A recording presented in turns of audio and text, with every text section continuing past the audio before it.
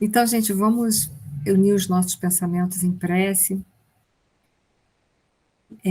mentalizarmos aqueles que nós sabemos que passam por situações difíceis, de saúde, saúde física, espiritual, ou até mesmo emocional, e rogar a Deus, nosso Pai, e também vibrar por essas almas queridas, para que possam ser amparados nos seus momentos de dificuldades, para que os médicos espirituais possam visitar seus lares e envolvê-los com os melhores fluidos de reabilitação, de saúde, de paz.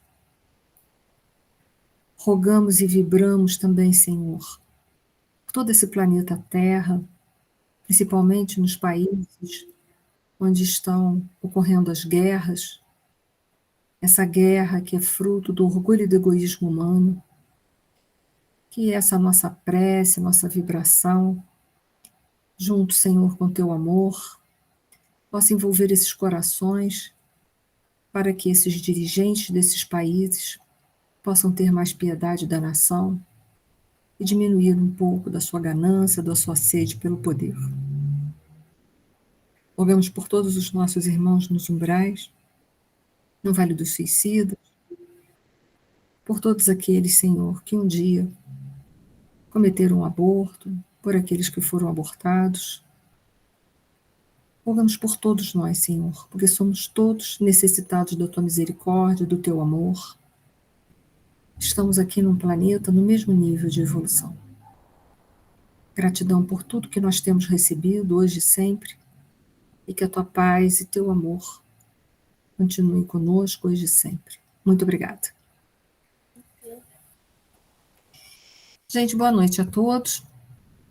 Hoje o nosso capítulo, que é intitulado Dolorosa Perda, é um capítulo forte, né, que envolve muitos conteúdos.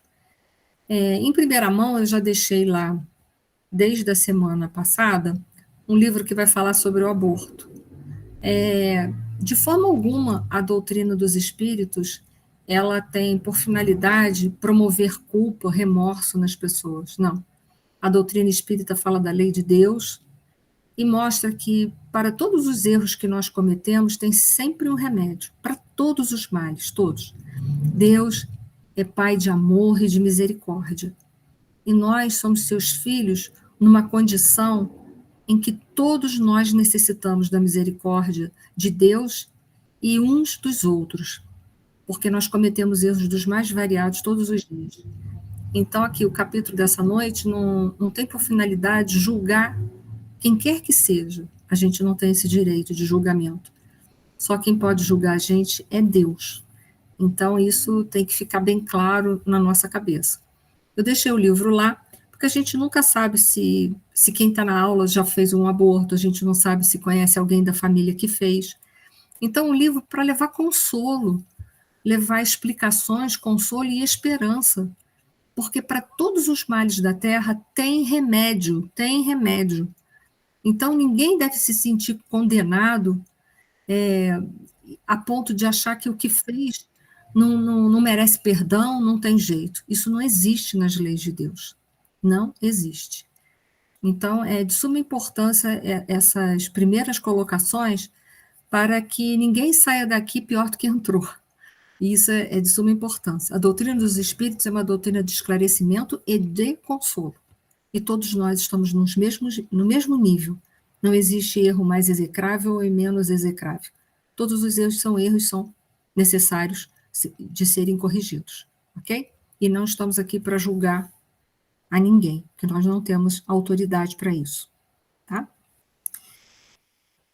Diante disso, vamos adentrar nesse capítulo e, sem sombra de dúvida, a personagem principal a gente deve ter por ela e por aquele espírito que necessitava reencarnar e acabou não conseguindo, mas por ambos termos a misericórdia. Sempre as mãos estendidas, sem nenhum desejo de julgamento, porque devemos seguir a nossa vida, sem culpa. É levantar, sacudir a poeira e dar a volta por cima. É isso que a gente tem que fazer. Imagina se Paulo de Tarso, ele se entregasse a um processo de culpa, nós hoje não teríamos notícia do Cristo.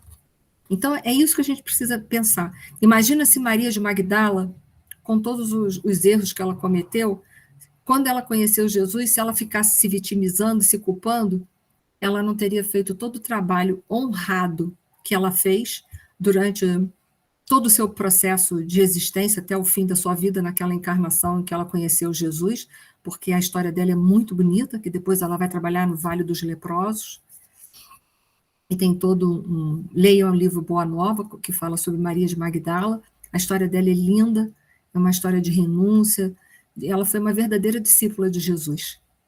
E a gente sabe, por escritos de pesquisadores, como Clóvis Tavares, mais tarde ela foi Teresa de Jesus, Teresa d'Ávila. Então, é importante a gente compreender que não devemos nunca nos entregar a processo de culpa. É levantar, sacudir a poeira, dar a volta por cima e seguir os caminhos, porque Deus sempre vai colocar no nosso caminho algo para que a gente possa se corrigir definitivamente e apagar por completo aquela falta que a gente tenha cometido em qualquer momento da nossa vida. Então, esses personagens todos que a gente citou aqui do Evangelho são exemplos para a gente compreender que não há erro que não mereça ser perdoado, que não possa ser corrigido, e é ponto final. Então, vamos lá. Deixa eu só botar aqui no slide, que acabou ficando fora. A infortunada criatura. A gente deve ver ela como alguém muito sofrida, muito infortunada. Calderaro, rogou ansiosa, ampara minha filha, minha desventurada filha. É uma mãe pedindo socorro ao Calderaro, porque errou no seu processo de ser mãe também. Mas, entenda, se nós esperarmos para sermos perfeitos, nenhum de nós vai poder ser mãe nem pai. Então, isso também a gente tem que olhar. Erros são para serem consertados, é ponto final. Não é para a gente se entregar à culpa. E aí continua. Teria piorado? Inquiriu Calderaro, né? Muito, muito. Ela disse, tremendamente aflita. Observo que enlouqueceu de todo a filha dela, que estava encarnada. Já perdeu a grande oportunidade? O Calderaro perguntou. E aí a gente vai descobrir para frente qual é a grande oportunidade dela. Ainda não, mas encontra-se à beira de extremo desastre. Então, ela ainda não tinha feito o aborto, mas estava próximo de perder uma grande oportunidade, que a gente viu que era uma oportunidade de se reparar com o inimigo que estava no caminho dela. Mas eu volto a dizer, a gente aqui não está para julgar a vida de ninguém, ok? Porque a gente também, várias vezes, recebemos o convite do Cristo e dissemos que a gente não queria. Demos as costas e seguimos por outros caminhos. Então, a gente não está aqui para culpar ela. Foi assim que, abusando da liberdade em ociosidade reprovável, adquiriu deveres da maternidade sem a custódia do casamento. Ou seja, ela andava nas farras, aproveitando da riqueza, dos prazeres humanos que a vida tinha oferecido para ela. Ela tinha uma colocação boa financeira. Mas, como não era um espírito muito preparado, e também não foi preparado pela mãe, né? A mãe não pôde prepará-la adequadamente, ela acabou de farra em farra, ela acabou ficando grávida, né? Então, só que ela, de forma alguma, ela desejava em nenhum momento ter a criança. Claro, ela queria continuar a ter a vida dela de liberdade, de farra, de ociosidade, aproveitando o dinheiro que ela tinha, aproveitando a beleza física. Então, é claro que ela nem pensava na maternidade. A maternidade talvez fosse o último dos pensamentos dela, acreditando que todos os prazeres da vida material poderiam dar para ela para sempre a felicidade. Olha como a gente deposita toda a nossa felicidade em tesouros que a traça e o ferrugem corrompem. Porque o dinheiro pode acabar, a beleza acaba, a juventude acaba, e aí o que vai sobrar? Qual o balanço final da nossa vida? É isso que a gente tem que pensar. Tudo que a gente tem aqui na Terra é passageiro. Beleza, saúde, juventude, trabalho, às vezes a gente oscila de trabalho em trabalho. Eu conheci gente, pessoalmente, que teve fortunas e que morreu na pobreza. Fez fortuna da noite para o dia e morreu pobre.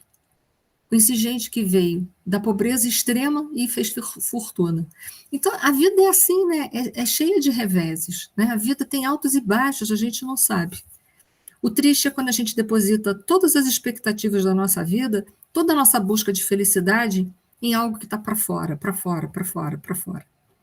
O dia que não puder mais ir fora buscar, ou aproveitar aquilo que está ao redor, perde tudo, perde até o sentido da vida.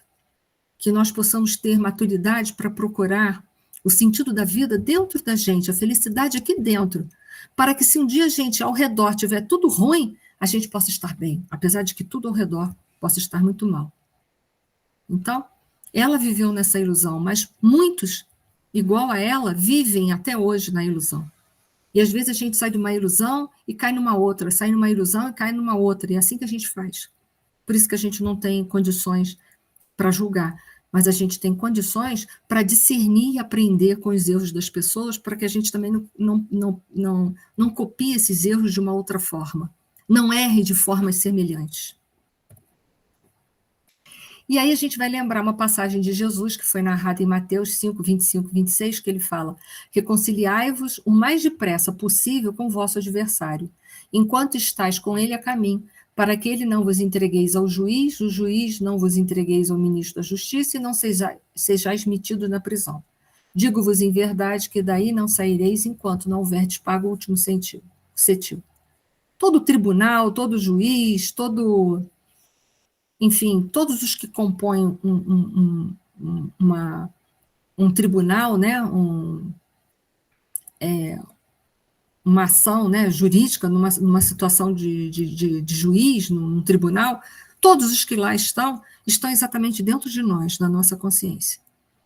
Então, ninguém vai entregar a gente para lugar nenhum, nem para juiz, nem para ministro de justiça, e nem é ninguém que vai nos trancafiar numa prisão. Mas somos nós que temos todo o tribunal aqui na nossa consciência, porque as leis de Deus estão escritas na nossa consciência, e somos nós que nos encarceramos pela culpa que a gente sente. Porque depois que a gente comete um erro, a gente acaba se sentindo muito culpado, a gente ainda não tem a maturidade para cair no arrependimento, que é o primeiro passo, depois a expiação e a reparação, a gente geralmente cai na culpa, e quando a gente cai na culpa, a gente se encarcera dentro de uma prisão. E fica naquele circuito fechado, né? A vida inteira se chicoteando, se maltratando, encarcerado numa prisão. Então, ninguém tem esse poder. Porém, a gente não vai sair dos ciclos reencarnatórios de dor enquanto a gente não se acertar com a lei definitivamente, que é esse último cetil aí. Enquanto a gente não viver plenamente as leis de Deus, a gente não sai dos ciclos reencarnatórios de dor.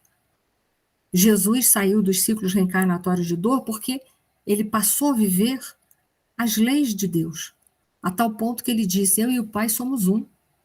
Vivia tão em comunhão estreita com o Pai, viveu e vive, né? Que a ponto de poder dizer isso. Então, se a gente quer sair dos ciclos reencarnatórios de dor, é preciso ir vivendo cada vez mais as leis de Deus. No entendimento que na nossa condição a gente fica subindo e fica descendo, é assim mesmo. A gente sobe 3 passos, cai 2, a gente sobe, desce, até que um dia a gente consegue ficar definitivamente dentro da vivência plena das leis de Deus. É assim com todo mundo. Não creiam, nem coloquem ilusão na cabeça de vocês que tem alguém que conseguiu fazer isso de uma forma diferente. Pode ter feito mais rápido, mas foi assim. A gente, pela nossa teimosia, a gente às vezes cai mais e levanta. E aqueles que são menos teimosos, eles não ficam caindo e levantando com mais frequência do que a gente. Mas o processo é igual para todo mundo.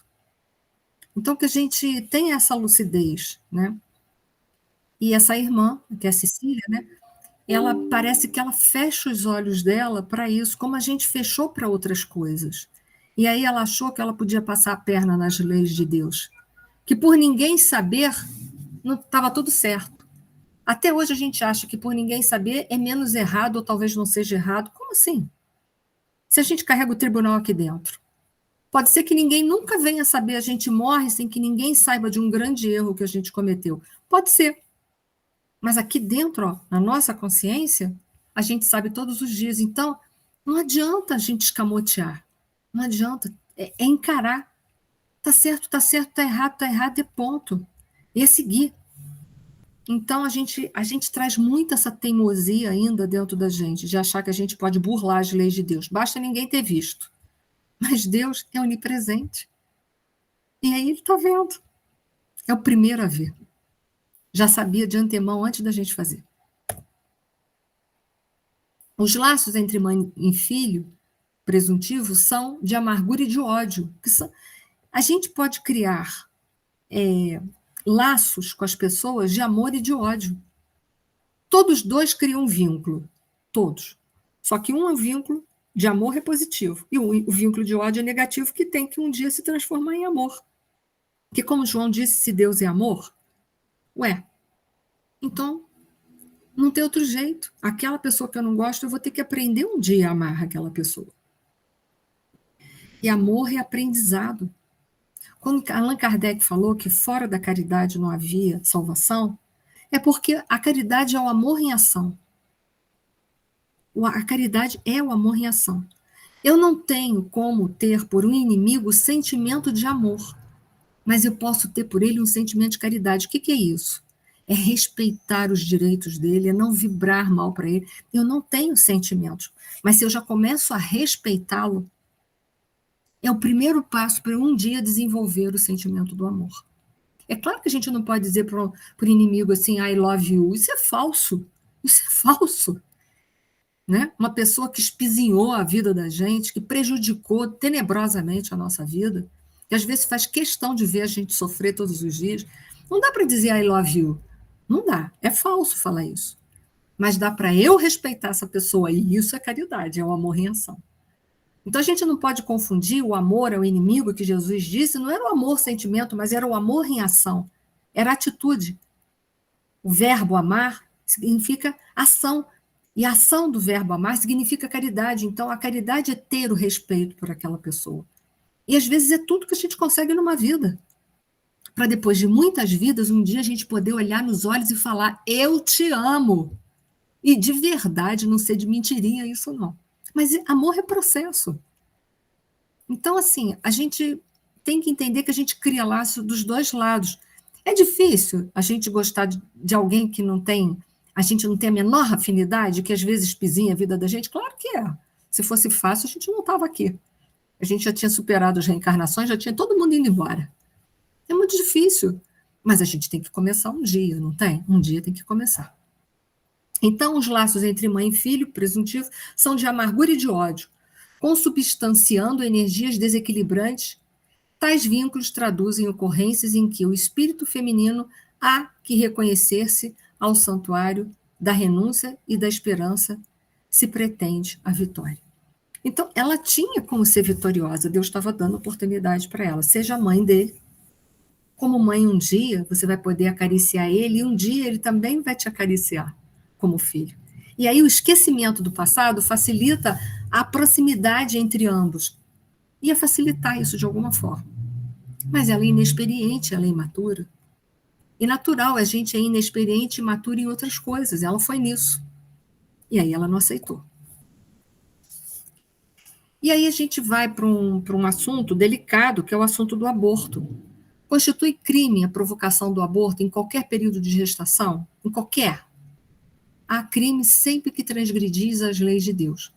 Uma mãe, ou quem quer que seja, cometerá crime sempre que tirar a vida a uma criança antes do seu nascimento, porque impede uma alma de passar pelas provas a que serviria de instrumento o corpo que se estava formando. Então, em qualquer etapa, a doutrina dos espíritos não aceita nem a pílula do dia seguinte. Por quê que não aceita?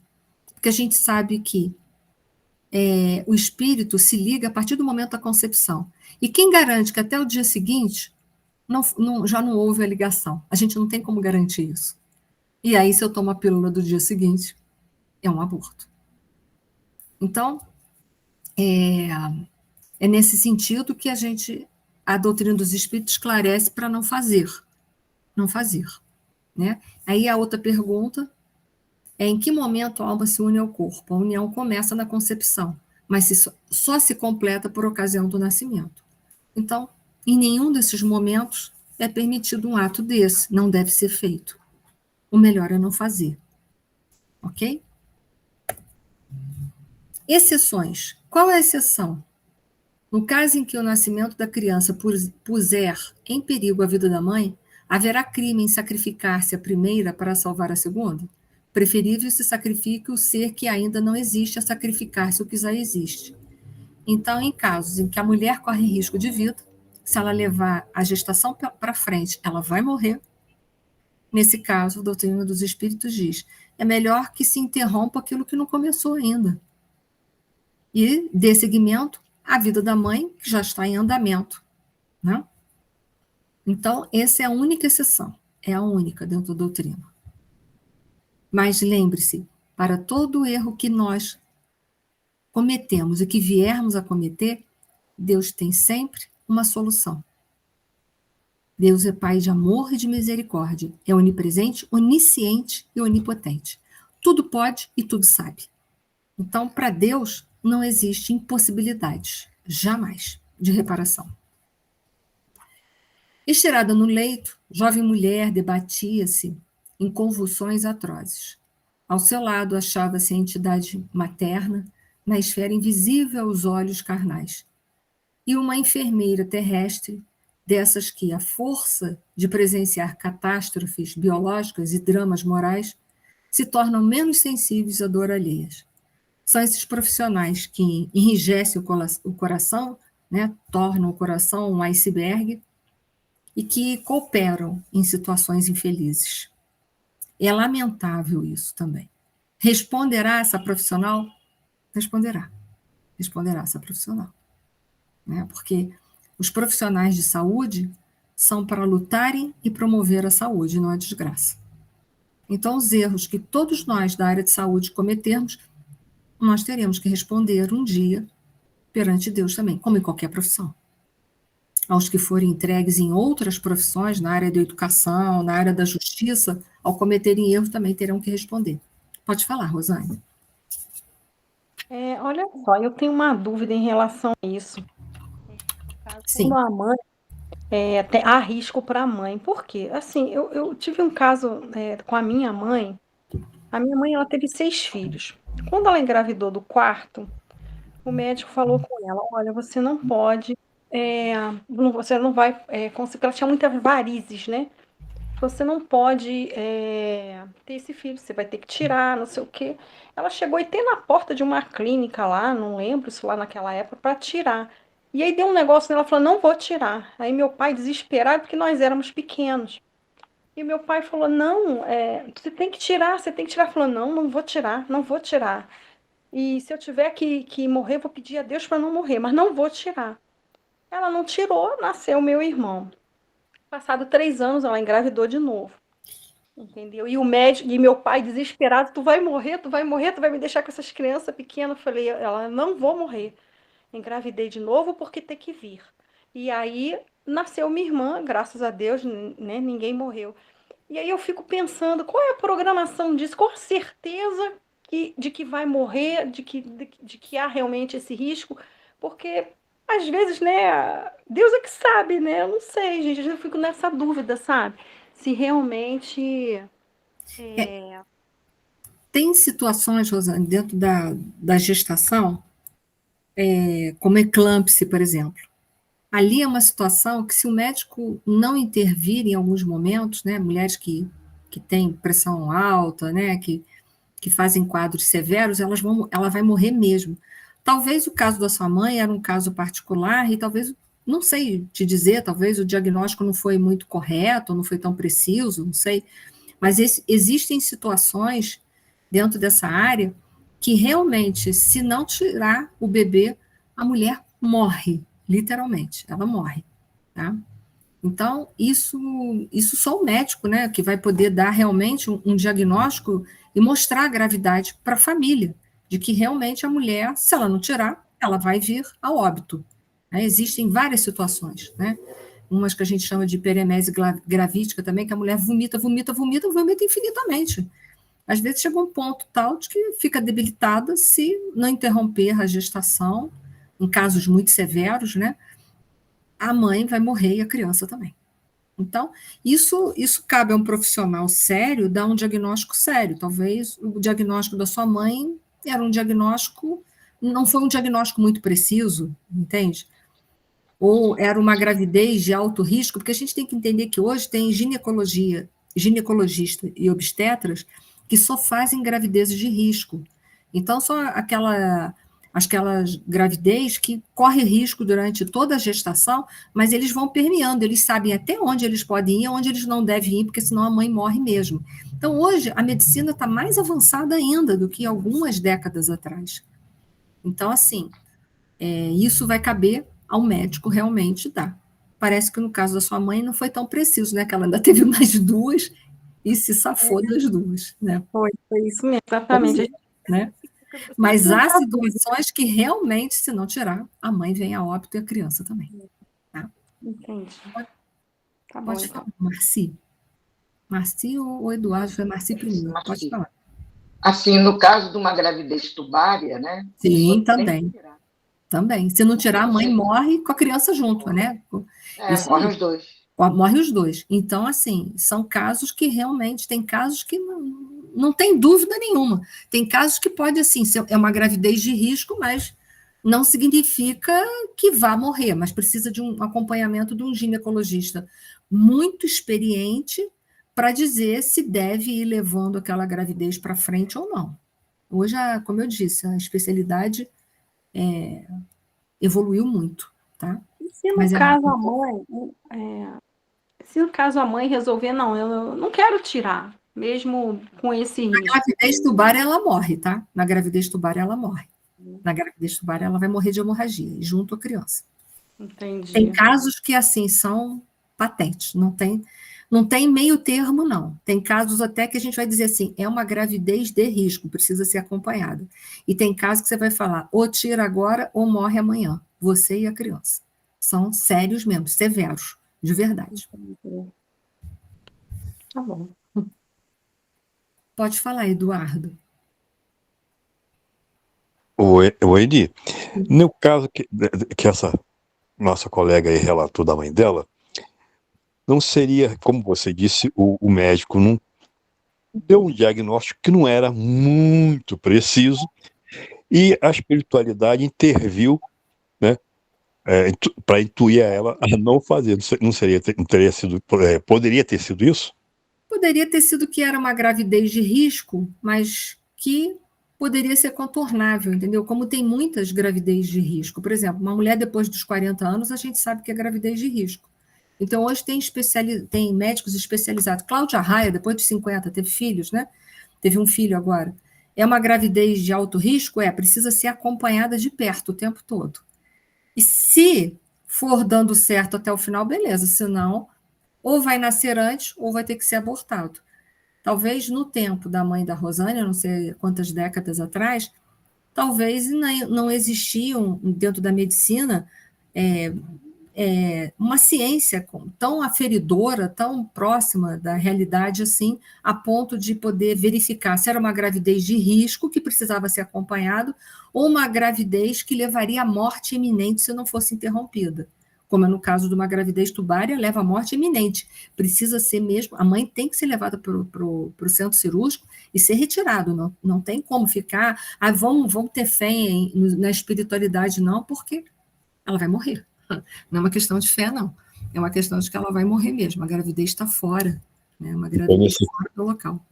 Então, nesse caso, realmente foi a espiritualidade superior que intuiu a ela a não fazer o aborto. Ela era uma gravidez de risco, mas não na iminência dela vir perder a vida. Ela tinha que só ser acompanhada. Mas talvez na época dela, a medicina ainda não estava tão evoluída a ponto de poder bater certos martelos, né? Como assim, só precisa de acompanhamento mais estreito, mas não significa que tenha que fazer o aborto, entendeu? Pode falar, Rosane. Então, no caso, ela realmente ela tinha muitas varizes, tinha muita mesmo, sabe? Sim, é muito arriscado. O diagnóstico falou, se arrebentar uma veia dessa, não sei, uma varize dessa, você morre mesmo. E Mas a aí, gente está falando de quantas décadas atrás não, isso? tem muito, não, tem, pô, eu tô com 57 anos, então, Então, vamos falar de 50 anos atrás, por aí? então, é Então, aí isso a aí, gente, mais ou menos, uns 50 anos atrás. então, aí você vê, a medicina não estava tão evoluída para poder contornar determinados aspectos, talvez, eu não sei, a gravidade das varizes dela. A verdade foi que ela teve mais duas e ficou vivinha, da Silva, né? Até o momento dela, não foi isso? Isso, ela, Pois é, né? Talvez, se fosse hoje, eu falar assim, olha, é de muito risco, nós vamos acompanhar.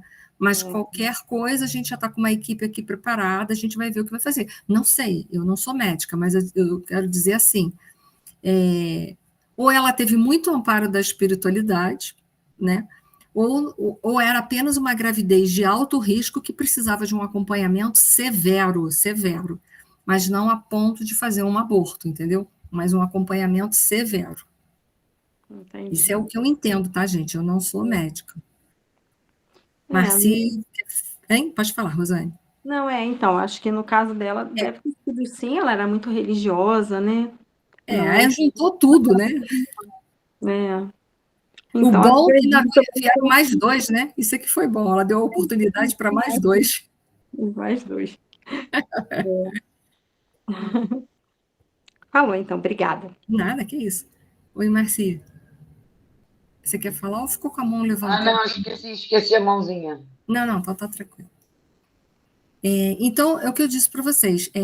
Nesse processo do aborto, né, que precisou de um amparo de um profissional ali de saúde, o profissional de saúde responde por isso também. Né? Lembra do vampiro, do livro Nosso Lar?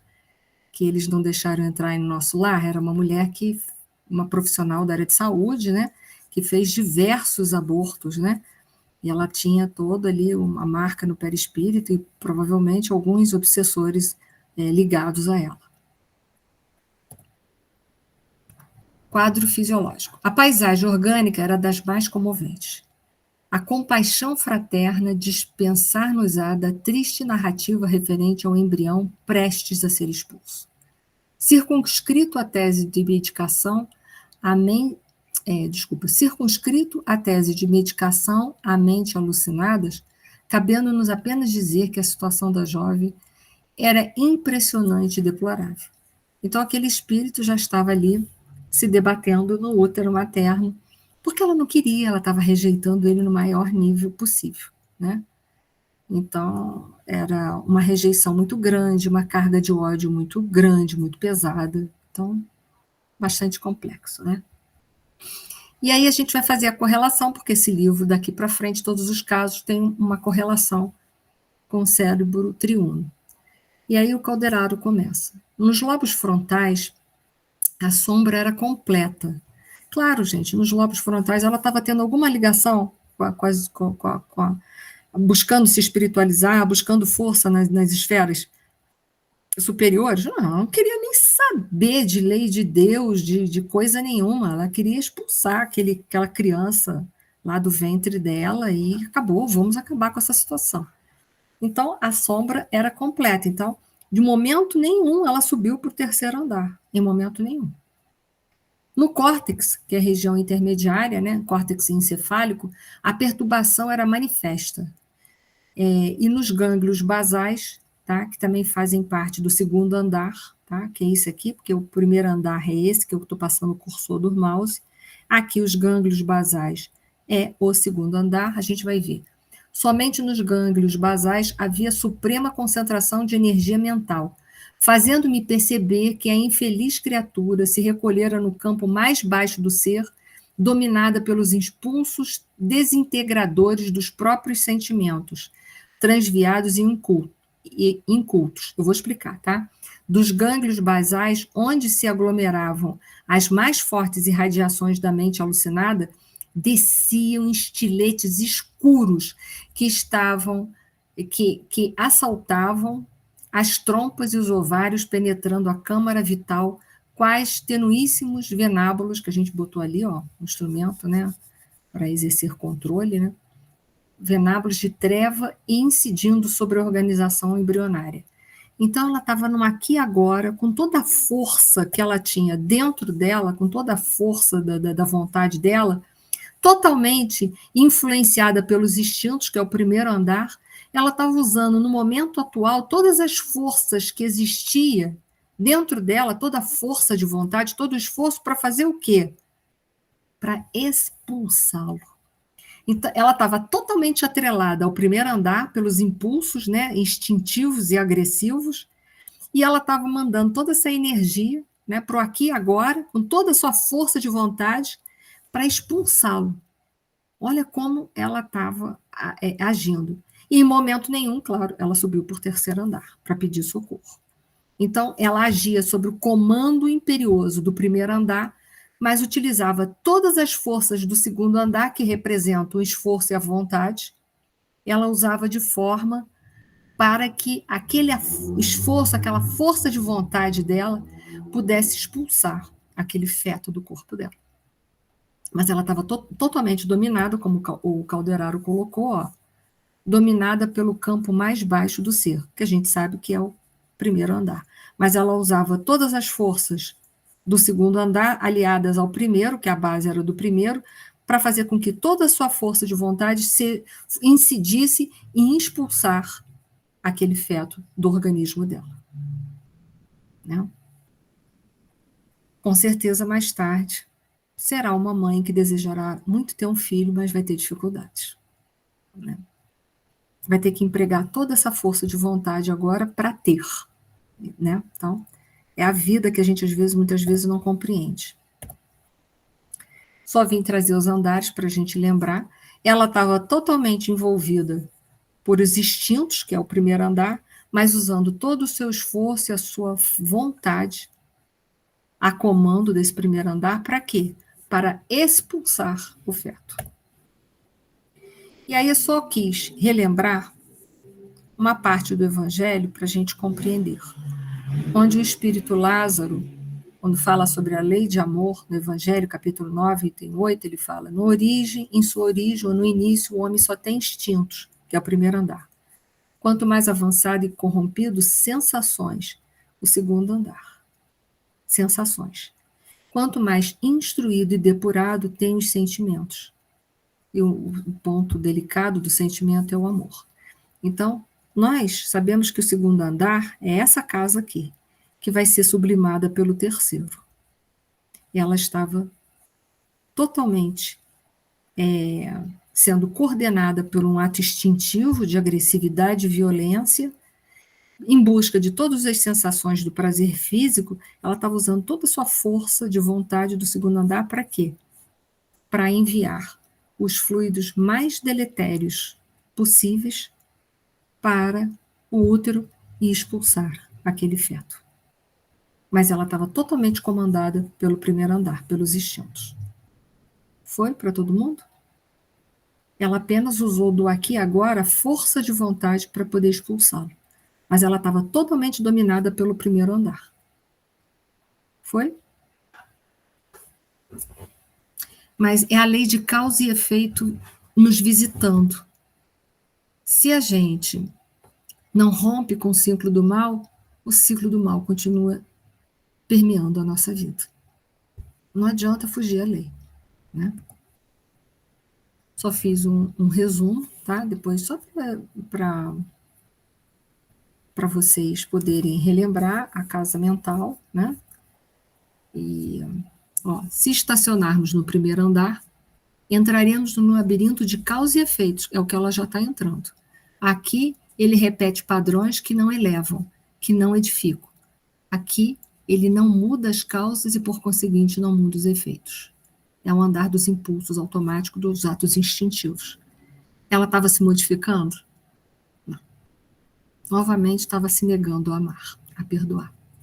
E aí ela usa as forças do segundo andar, mas totalmente envolvida e dominada pelo do primeiro, né? Se estacionarmos apenas no segundo andar, sem reflexões quanto ao passado, porque ela não fez a reflexão, né? E sem preparação de bases para o futuro, que seria usar o terceiro andar, nos mecanizamos a uma existência destituída de luz edificante na vida. tem uma atitude ou um comportamento de ação, mas sem metas, sem planejamento, sem projetos, sem horizontes. No fundo, não sei para onde estou indo, que era o caso dela. Aqui ajo muito, mas sem reflexão. Aqui faz muitas coisas, mas não edifica. Ou seja, não promove mudanças no indivíduo. É o caso dela. Por quê? Porque ela estava totalmente imersa no não perdoo, não quero deixar, quero viver a minha própria vida, não quero abrir mão de nada. E agindo instintivamente, ela estava tendo uma vida, estava tomando uma decisão que seria amarga para ela no futuro. Totalmente dominada pelo primeiro andar, agindo como uma loba feroz. E aí ela falava, odeio este filho intruso que não pedia vida. Como não pediu, né? Expulsá-lo-ei. A mente do filhinho em processo de reencarnação, como se fora violentada, num sono brando, suplicava chorosa. Poupa-me. Quero acordar no trabalho. Quero viver e reajustar o destino. Ajuda-me. Resgatarei minha dívida. Pagar-te-ei com amor. Não me expulses. Tem caridade. É de doer o coração, né? Nunca, amaldiçoado sejas, dizia desventurada mentalmente. Prefiro morrer a receber-te nos braços. Envenenaste minha vida. Perturbas-me a estrada. Detesto-te. Morrerás. Né? Então, agindo por instinto, com violência. Totalmente envolvida. E usando do presente apenas a força de vontade para expulsar ele. Mas totalmente envolvida pelo primeiro andar. E aí ela tem aquele pequeno momento de sono em que ela sai do corpo, ela recebe uma nova chance, né? Que ela dá uma dormidinha, sai do corpo, e aí consumara-se a medida que o meu instrutor desejava, parcialmente desligada do corpo físico, em compulsória modorra, né? Tava aquela soninho, pela atuação calmante do remédio, Calderaro aplicou-lhe fluidos magnéticos sob o disco fotossensível do aparelho visual e Cecília passou a ver-nos embora imperfeitamente, detendo-se admirada na contemplação da genitora, que foi suplicar a ela. A matrona desencarnada avançou, abraçou-se a ela e pediu ansiosa, filha querida, venho a ti para que te não abalances a sinistra aventura que planejas. Reconsidera a atitude mental e harmoniza-te com a vida. Recebe minhas lágrimas como apelo do coração. Por piedade, ouve-me. Não te precipite nas trevas. Quando a mão divina te abre a porta da luz. Nunca é tarde para recomeçar, Cecília. E Deus, em seu infinito devotamento, transforma as nossas faltas em redes de salvação. Então, essa mãe dá um exemplo, né, de humildade. Eu reconheço meu erro. Né, porque ela está falando para ele, não comete os erros, não comete. E aí ela continua. Como não me disseste isso antes? Olha que filha ingrata. Não disse porque mãe e pai erram também, como filhos erram. Eu disse para vocês, se a gente esperar ser perfeito para ser mãe e pai, ninguém vai ter filhos. Né? Todos nós erramos. Como não me disseste isso antes? Então, por que não me ensinou tudo isso antes? Porque ela não sabia, se ela soubesse, ela tinha ensinado, né? Na terra sempre satisfazia meus desejos. Nunca me permitiste o trabalho, favoreceste-me o ócio, fizeste-me crer em posição mais elevada que as das outras criaturas, incutiste-me a suposição de que todos os privilégios especiais me eram devidos. Não me preparaste, enfim. Estou sozinha com um problema atribulativo. Não tenho agora coragem de humilhar-me. Ela não tinha menor, né? O orgulho dominava ela, né? Esmolar serviço remunerado não é o ideal que me deste, e enfrentar a vergonha e a miséria será para mim pior que morrer. Não desisto, nem mesmo a tua voz, que, a despeito de tudo, ainda amo. É-me impossível retroceder. Então, porque era muito orgulhosa, não podia ser humilhada. Porque se ela sabia que o pai dela expulsaria ela de casa, ela perderia todas as regalias. Mas imagina trabalhar, ter vida digna, isso não, prefere morrer. É um espírito duro. E a mãe, humildemente, suplica. A venerável matrona chorou com mais amargura, agarrou-se à filha com mais veemência e suplicou. Perdoa-me. Olha que ato, gente, que ato, chega a doer a alma.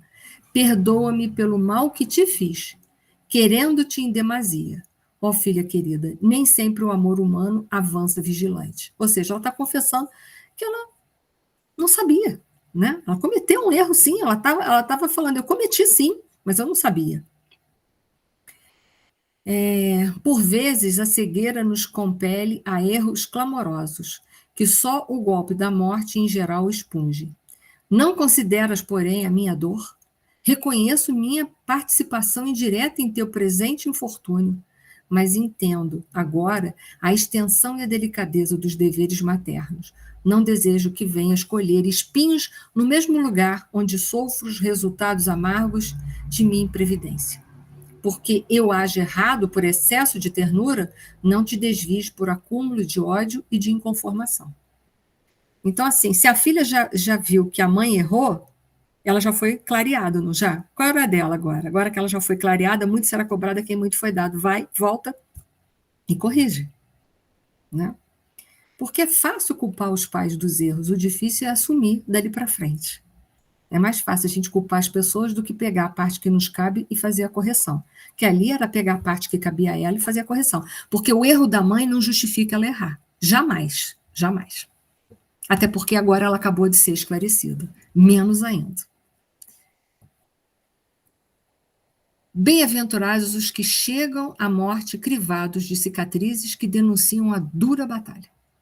Para esses, uma perene era de paz fulgurará no horizonte, porquanto a realidade não os surpreende quando o frio do túmulo lhes assopra o coração. A verdade se lhes faz amiga generosa, a esperança e a compreensão lhes serão companheiras fiéis. Retorna, minha filha, a ti mesma. Restaura a coragem e o otimismo, malgrado as nuvens ameaçadoras que te pairam na mente em delírio. Ainda é tempo. Ainda é tempo, ela repete. E aí não, ela não aceita de jeito nenhum, né? E ela não vai aceitar e ela vai levar avante, né? Avante a situação. Então, aquele que lhe fora desafeto, agora é um terrível inimigo, um terrível obsessor, né? Porque ela leva o aborto a termo. Faz. Só que a profissional menos experiente deixa um resto de placenta, um restante ali dentro, que vai ter a hemorragia, que vai ser potencializada pelo processo obsessivo. E aí a tragédia se faz, né? E o obsessor fala para ela, já que ela realmente não permitiu ele a nascer, que agora sim, já que ele ela não quis tê-lo por perto como filho, agora ele vai ser simplesmente o verdugo dela na eternidade. Na eternidade, entre aspas, né? Mas no mundo espiritual. E a gente sabe disso. Então, aquele que poderia estar agora nos braços dela como filho, a caminho da reconciliação, vai se tornar um obsessor mais ferrenho ainda dela. Né? Ela morre, né? Ela morre, e aí o processo de obsessão recíproca vai se instalar no pós-morte, ou seja, a obsessão que era de desencarnado para encarnado vai se tornar uma obsessão de desencarnado para desencarnado, que é um tipo de obsessão. Né? E aí a tragédia se faz.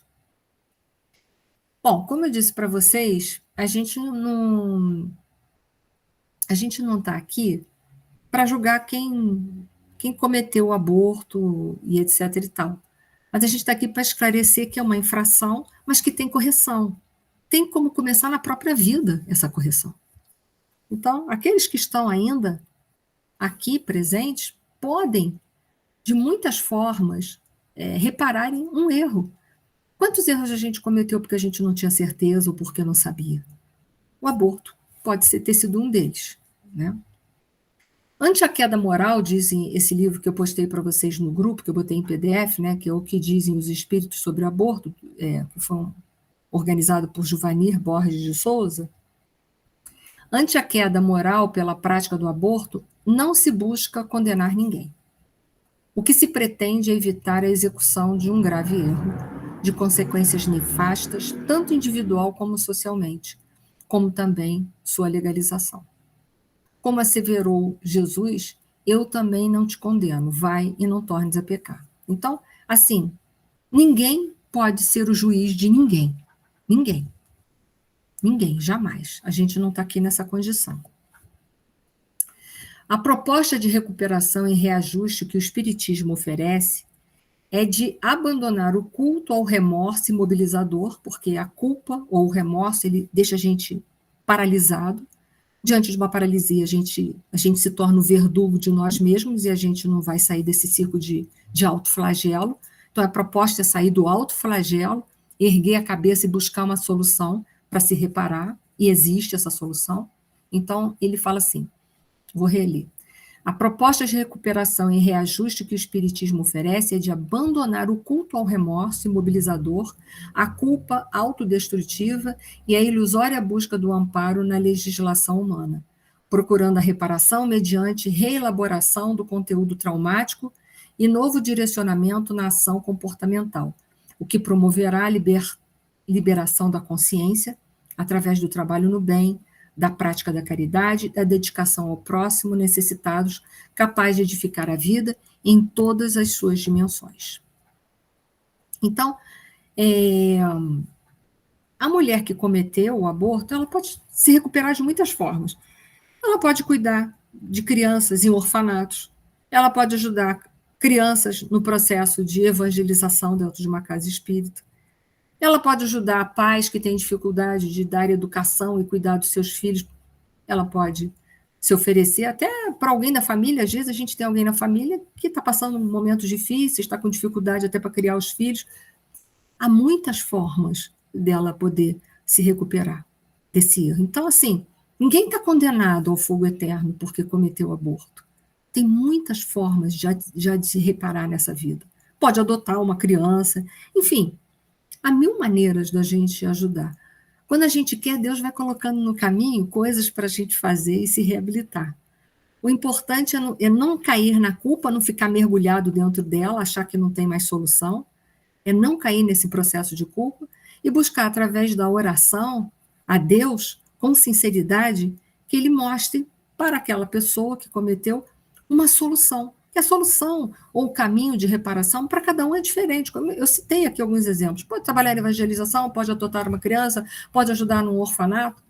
Tem mil maneiras. Pode dar palestras instrutivas, ajudando mães que já cometeram o aborto a se restabelecer.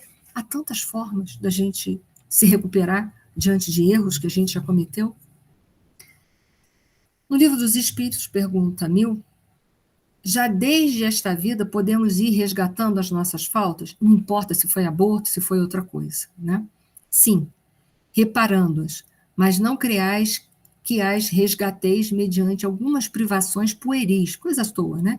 Ou distribuindo em esmolas o que possuirdes, depois que morrerdes, quando de nada mais precisais. Deus não dá valor a um arrependimento estéril, que é um arrependimento superficial, né? Sempre fácil e que apenas custa o esforço de bater no peito. A perda de um dedo mínimo, quando se esteja prestando um serviço, apaga mais faltas do que o suplício da carne suportado durante anos com objetivo exclusivamente pessoal. Então, a gente pode ainda nessa vida. Citei alguns exemplos, né? Mas Deus há de colocar 1000 e outros no nosso caminho se a gente tiver o coração sincero para reparar a falta. Então, a mulher não precisa entrar no processo de desespero. No Consolador, Emmanuel fala, para melhorar a própria situação, que deve fazer a mulher que se recolhe na atualidade com dívidas no aborto provocado, antecipando-se desde agora no trabalho da sua própria melhoria moral, antes que a próxima existência lhe imponha as aflições regenerativas? Emmanuel responde, sabemos que é possível renovar o destino todos os dias. Quem ontem abandonou os próprios filhos pode hoje afeiçoar-se aos filhos alheios, necessitados de carinho e abnegação. O próprio Evangelho do Senhor, na palavra do apóstolo Pedro, adverte-nos quanto à necessidade de cultivarmos ardentemente caridade uns para com os outros, porque a caridade cobre a multidão dos pecados, dos males, ou dos pecados. Então, que fique bem claro que não há males cometido aqui na Terra que não tenha remédio. E que a gente já pode ir se recuperando desde já, não precisa se entregar uma culpa infinita. Há 1000 maneiras da gente poder ajudar outros entes e já ir apagando todas essas faltas da nossa vida, trabalhando a nossa culpa, o nosso remorso. O que a gente não pode é se entregar nem a culpa nem remorso. Que a gente arregace as nossas mangas e vá trabalhar em prol do próximo. Porque aí esse trabalho vai computar a nosso favor. E aí a gente ameniza muito as nossas provas e expiações. E também lava a nossa consciência, sem sombra de dúvida. Então, para aqueles que cometeram, incentivaram ou conhecem alguém, levem sempre uma palavra de esperança, porque Deus é amor e misericórdia. E não existe males que não tenha remédio. Então, gente, era o que eu tinha essa noite para conversar com vocês. Deixei o livro lá em PDF. Passem para alguém, leiam, enfim, também, né? O livro, além de esclarecer quanto ao aborto, também vai encher a gente de esperança para entender que tem reparação para todos os males da vida. E que nenhuma mulher se sinta a última da fila por causa disso. Foi? Se alguém tiver alguma colocação, alguma pergunta, a gente ainda tem uns minutinhos. Podem ficar à vontade. Obrigada a você, Lorena.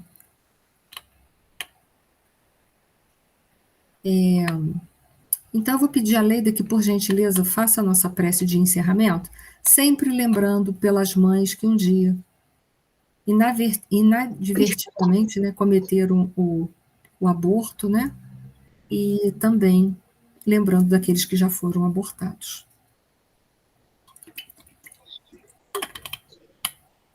Deus, nosso querido Pai, Jesus, nosso bondoso Mestre, médico das almas aflitas, das nossas almas em correção, das nossas almas em caminho para o nosso processo evolutivo, com a nossa lucidez, na busca das atitudes moralizadoras. Mais uma vez, querido Mestre e Deus, querido Pai, lhe agradecemos pela oportunidade da vida, mais uma vez, Senhor, por observarmos os nossos atos, os nossos pensamentos, as nossas palavras, favorecendo assim o despertar da nossa consciência e agradecendo imensamente por podermos conhecer, estarmos nos inteirando com as suas leis, querido Pai, com as suas leis divina. Mais uma vez, lhe agradecemos pela oportunidade de poder ir ao encontro do nosso trabalho, da lei de trabalho, da lei do progresso, da lei de igualdade, de justiça, amor e caridade, que é a que mais nos auxilia perante as nossas atitudes impensadas, incoerentes, por ignorância, por erro, enfim. Mas agradecemos, pois sabemos que temos um Pai justo, amoroso e bom, sempre nos auxilia e nos ampara. E através desse capítulo podemos mais uma vez observar a ação do amor divino, o auxílio sempre presente nos momentos que às vezes imaginamos que estamos sós. Que possa, meu querido Mestre Jesus, nos reconfortar nas horas que se seguirão, nos dias que se seguirão, dando-nos força, coragem e sabedoria para prosseguirmos. Hoje, de forma mais moralizadora, mais consciente das tuas leis, mas que saibamos enfrentar as nossas dificuldades, mas sabendo que nós temos um Pai que sempre nos auxilia e não nos desampara. Que envolva cada irmão aqui presente, que envolva cada pensamento de renovação, que possa amparar a cada lar, a cada irmão, que possamos, Senhor, auxiliar aqueles que entram em nossos caminhos, bem como também nos auxiliar. Que as nossas reflexões possam ser proveitosas e que possam ser ativas para auxiliarmos no nosso caminho evolutivo. Obrigada também à nossa irmã Enir pelas reflexões tão amorosas e moralizadoras perante um capítulo tão pesado e tão oportuno. Obrigado, querido Mestre, por todos nós aqui presentes, nesse estudo, nessa divulgação doutrinária dos teus ensinamentos também, e que envolva cada um de nós com teu amor, paciência, justiça e solidariedade. Que assim seja.